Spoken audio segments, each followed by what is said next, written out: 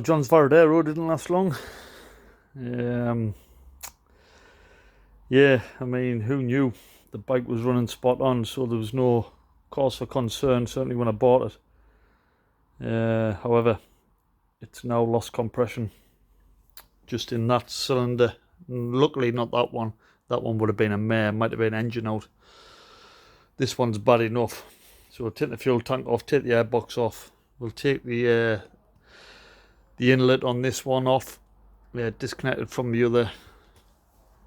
You can see I've took everything else off. Took the head off.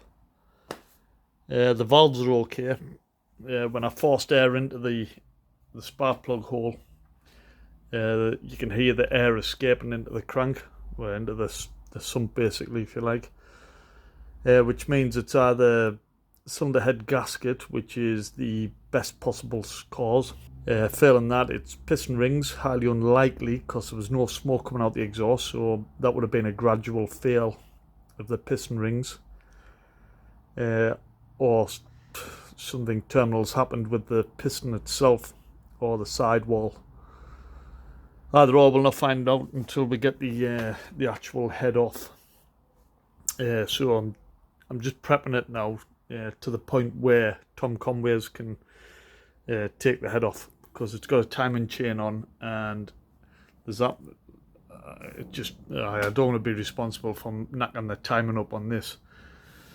So it'll save a lot of labour anyway, just getting it down. They can take the head off, renew the gasket, hopefully that's what it is, put it back together to this point, and then I can put everything else back together, and hopefully we're back on the road. Dilly. Right, that's the bike all stripped, ready to get the head taken off. So we're free there, we're free at the exhaust. So the only thing that's stopping me doing this is, I don't know, because I haven't got a Haynes manual or nothing, and there's nothing on the internet of how to take this chain off and line up with top dead centre. So I'm pretty much knackered, but the majority of the work's done. So yeah, we'll just take it down to Tom Conways like this, and they can then remove the head, put the new head, well, check what the problem was, and then take it from there. Hopefully it's just new head gasket, and put it all back together. Obviously Tom will just get it back together, or his mechanics will get it put back together to this stage here, and then I'll get it back and put everything else back together. Happy days. Well, at least one saving grace, the fuel tank had to come off really, because it allowed us to check the air filter, which is a minging. That hasn't been changed for a long time anyway. Right, happy days and a happy Sunday, Dilly.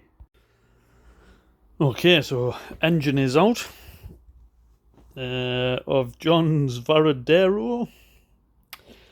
Yeah, looks like we were sold a duff. Anyway, not all is lost. It gives us a chance to give this a really good clean up. The engine is salvageable, so I will be repairing it. However, in the meantime, we've bought a new engine to put in, which is great. It's from a 2011. That should be in the next day or two.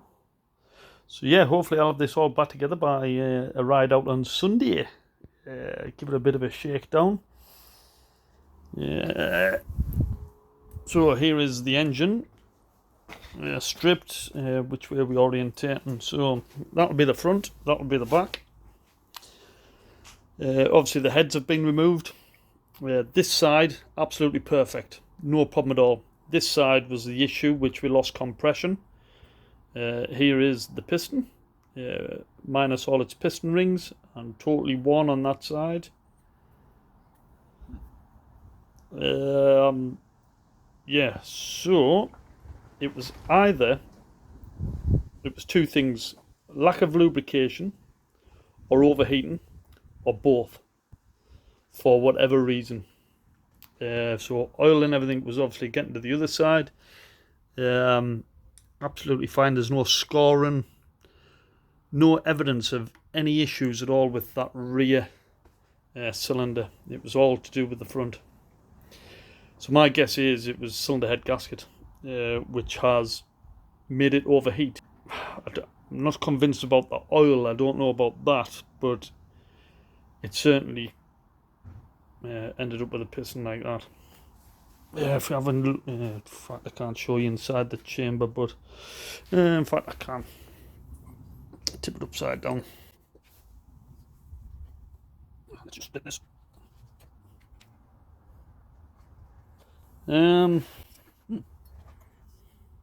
Yeah, hard to see, but not that hard to see. You can see all the scoring there, certainly at that end there. It's all shot. So, as I say, I've got a new engine coming, so what I'm going to do is just repair this one. Now, parts aren't readily available for these. So, I can either get that rebored or bore it out oversized and then put a sleeve in it to bring it back down to spec. Or rebore it bigger and put a bigger piston in. It'll make it a little bit more powerful, that's all. And this is right on the maximum power you're allowed on a learner.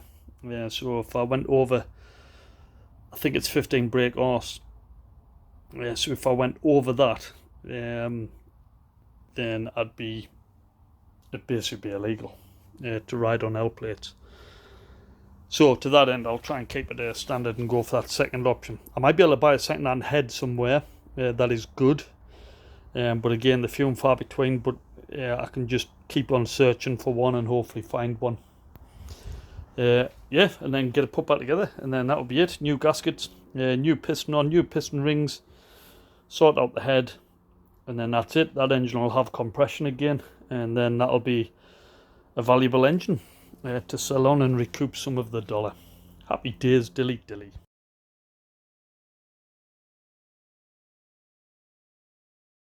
Well, I've unpacked the new engine, and on first inspection, it looks absolutely phenomenal.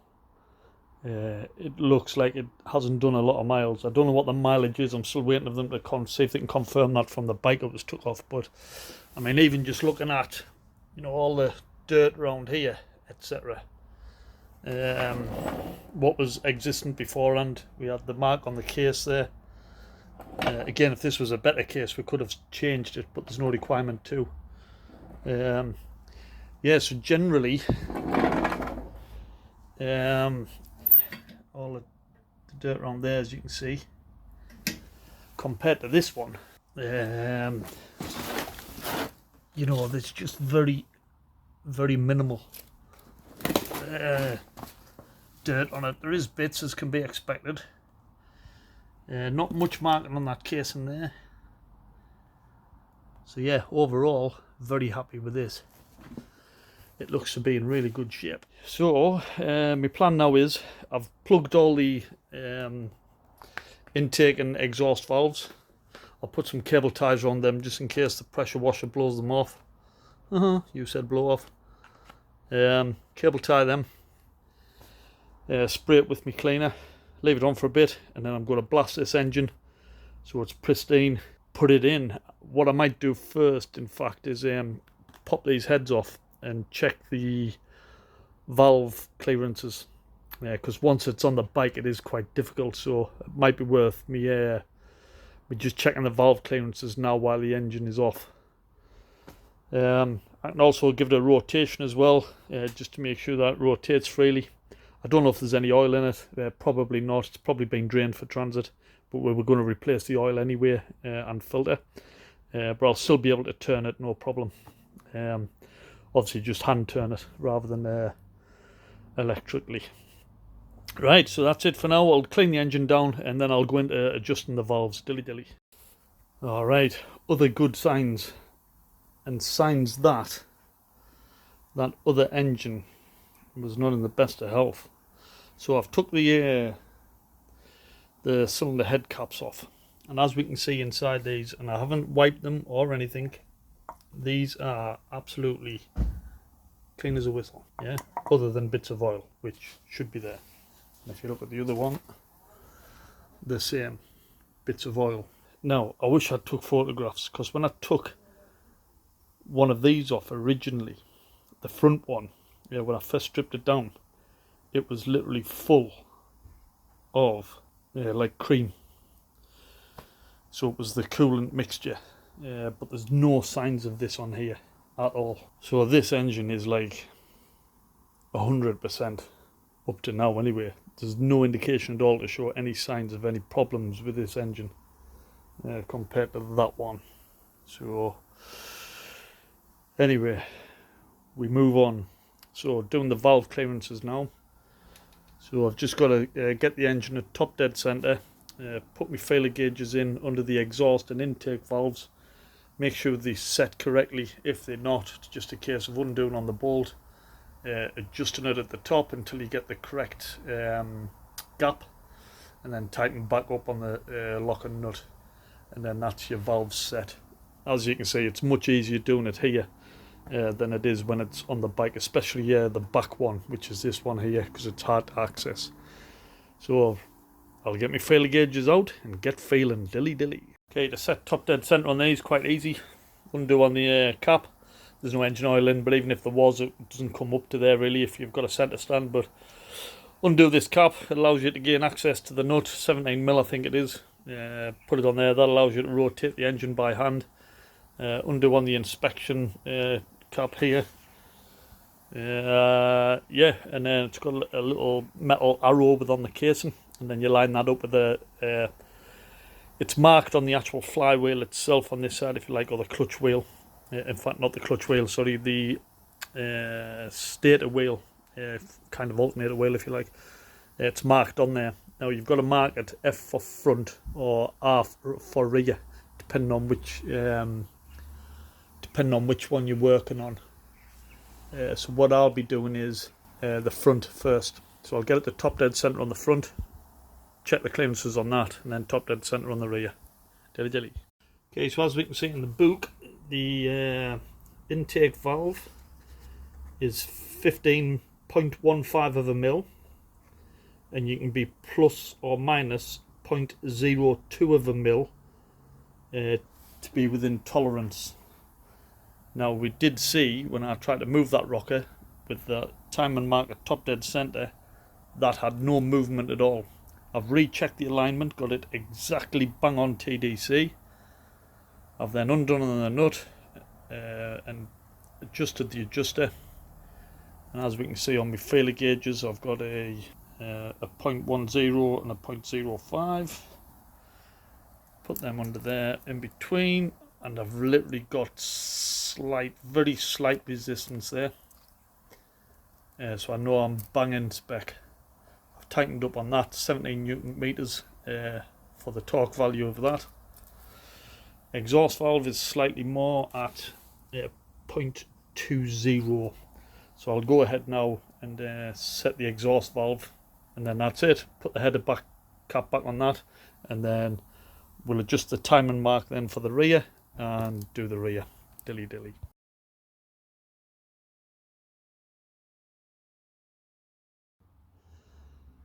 Right, so that is the engine all back in and back together. All the wiring redone, mounts are on, all the coolant pipes are connected, air boxes back on. Happy days. Now I would have been able to fit everything else and get the bike back together 100%. However, what I'm waiting on is now the air filter. So until I get the air filter, I can't put the fuel tank on, and until I put the fuel tank on, I can't put the panniers on, or the side fairings and the dash, etc. So that's holding us up. And coolant I can get tomorrow. It's just the normal blue coolant. Get that from CTS, and then I'm awaiting the oil and oil filter, so I can redo that. The clutch seems to be good at about the same setting as what it was when we replaced the new clutch on the old one. We do have the old clutch sat here, so we may have a spare. Not like spares. The other possibility is put it in the old engine when we sell that, so it's complete with a new clutch as well. So, however, blah blah. Regardless, if we need to change a clutch, we can change a clutch. But I think that one is going to be spot on, to be honest. I don't think this engine's done a lot of miles.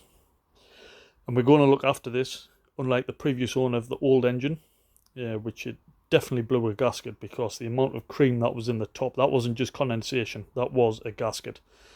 To me, I'm guessing that's why this piston has failed at the front, because the rear piston was absolutely fine, so it wasn't getting starved of oil or coolant. Well, not coolant per se, but because of the gasket leak, I think that's what's overheated that chamber or that barrel on that engine. To that end, we'll change the oil every 1,000 mile. In the service book it says every 7,500 miles, but for these engines, as we can see, they do get condensation in them quite a lot in short journeys. So yeah, for the price of oil and a filter on these things, it's what, less than 1.5 litres of oil. So, you know, 5,000 mile is, you know, what, 7 litres or something like that. Now you do the maths, but so it's inexpensive. So that's what we'll do when we take it for a test run. I'm going to take my infrared thermometer as well, and once we've done a run for about an hour, I'm just going to blast the heads with the infrared gun and just check the heat temperature and just make sure, you know, that the bike is performing as it should and we've got no cold spots or extremely hot spots. It should be kind of even temperature, just to make sure that this engine is spot on, because we don't want to go through the hassle or expense of another engine. So happy days. We're great where we are now. We're in a good place. As I say, just waiting for them bits and bobs, and then this bike will be back together, and then we can take it for a bit of a shakedown run. As I say, check temperatures, and just check everything is working as it should be, and then have some confidence back in this bike. Dilly.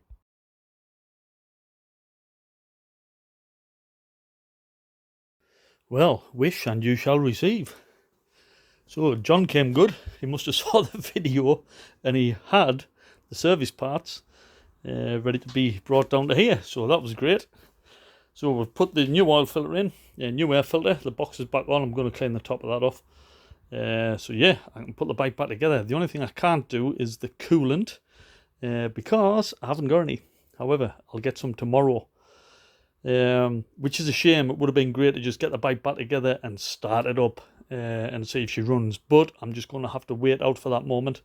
But at least all the bike will be back together tonight, and just top up the coolant and we're good to go. It's got spark plugs in this in the heads already that came with the bike, so I will take them out and just have a quick inspection of them, clean them up, put them back in, but we'll probably renew them, get 2 new ones. Which is great. Right, Dilly. Well, she's all back together. Give her a quick valet as well. A bit of a, it's looking $1 million. Fully serviced, apart from coolant to add now. Yeah, she's looking well. You'd never know. Look forward to tomorrow, where we can start her up. So we will just check now. It'll be the first time I've put the ignition on, make sure the petrol pump fires up, and it's ready to start. Obviously I won't start it. Hopefully the F1 light doesn't stay on. In fact, it may stay on until we start it. I'm not sure. Oh no, it's gone off, so that's a good sign. Yeah, great. So everything's indicating correctly. Ready to push that button. Dilly. Okay, so what I'm going to do now is the compression test, actually, just to make sure we've got compression and I can record the figures. So we'll just I've put the other spark plug out already. Tighten that back. Drop that in and ignition on, and we'll see what the compression is.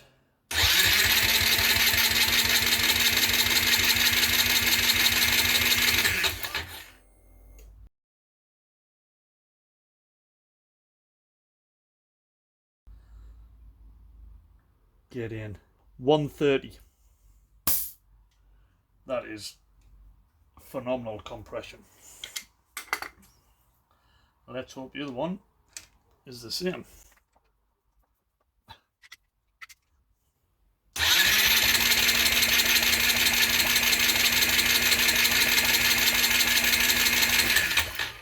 Just slightly less. So that is a pass. So there's no reason at all why this engine won't start up. Phew, dilly dilly.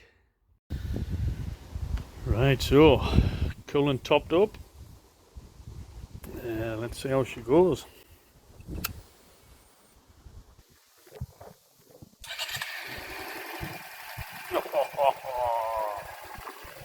Get in. Sweet.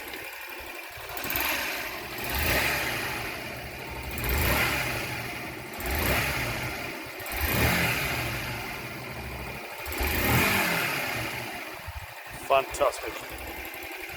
Dilly dilly. Right, Johnny boy.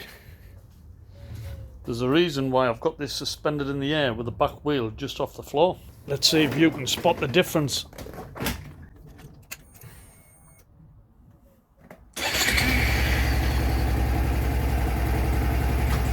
First gear. Second. Third. Fourth. Fifth. Fourth. Third. Second. First. Neutral.